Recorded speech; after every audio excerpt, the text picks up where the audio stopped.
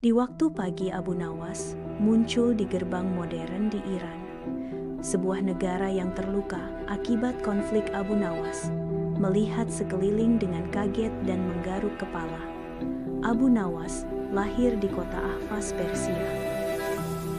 Ahvaz adalah sebuah kota sebelah selatan negara Iran yang saat ini terlibat konflik dengan negara Israel.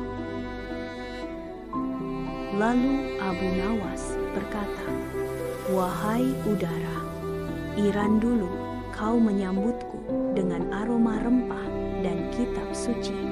Sekarang, kenapa justru bau mesiu dan serpihan duka? Apakah ini memang hegemoni yang dibuat Mama Rika?"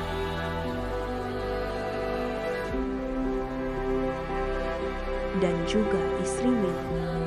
Ataukah memang tragedi kisah yang telah tersirat, wahai Iran istanaku?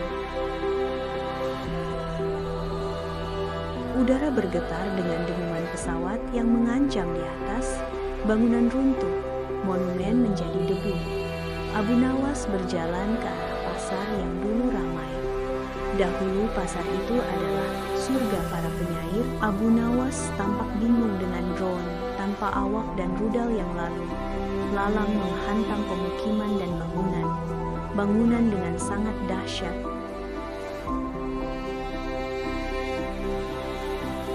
Abu Nawas mengamati pemandangan itu, terkejut oleh perubahan tersebut.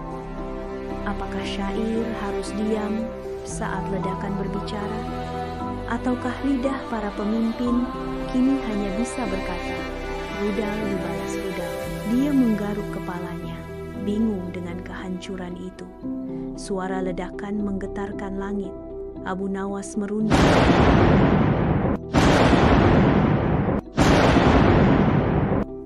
Siapakah yang menipu umatmu dengan perang atas namamu? Sedangkan Yahudi dan Islam satu rumpun yang sama. Mengapa kedamaian begitu sulitnya? Abu Nawas, apakah ini murni tentang perang agama? Ataukah hanya kepentingan kekuasaan dan materi? Damailah negeriku, damailah Iranku, kembalilah damai bumiku. Apakah dunia bisa mendengarku kali ini? Bahkan tikus sekalipun tak akan menciptakan racun untuk dirinya sendiri.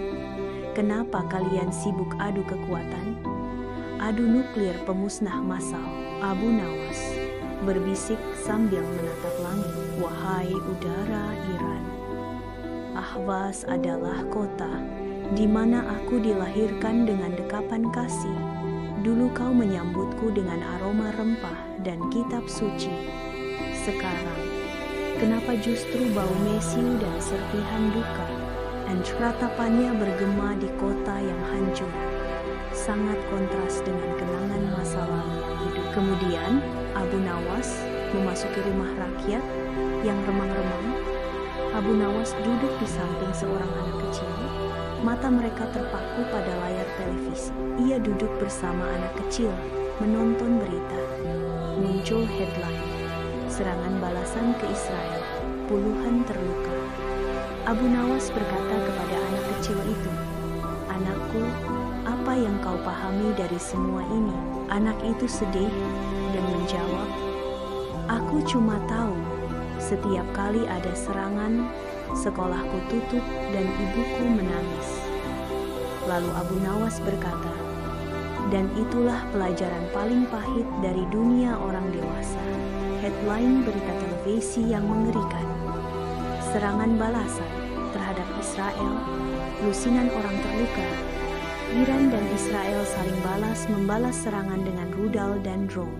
Membuat jiwa tak berdosa meregang nyawa dan hilang di bawah debu reruntuhan. Abu Nawas berkata dengan nada lembut pada anak itu, "Anakku, dunia saat ini memang telah menyingkap banyak kebodohan masa lalu, namun di balik tabir kecanggihan teknologi yang saat ini dunia suguhkan tersimpan kebejatan angkara murka dari para penguasa berdasarkan hasrat dan nafsu. Mereka hanya untuk materi dan kekuasaan. Sungguh kebaikan telah usang dan hegemoni.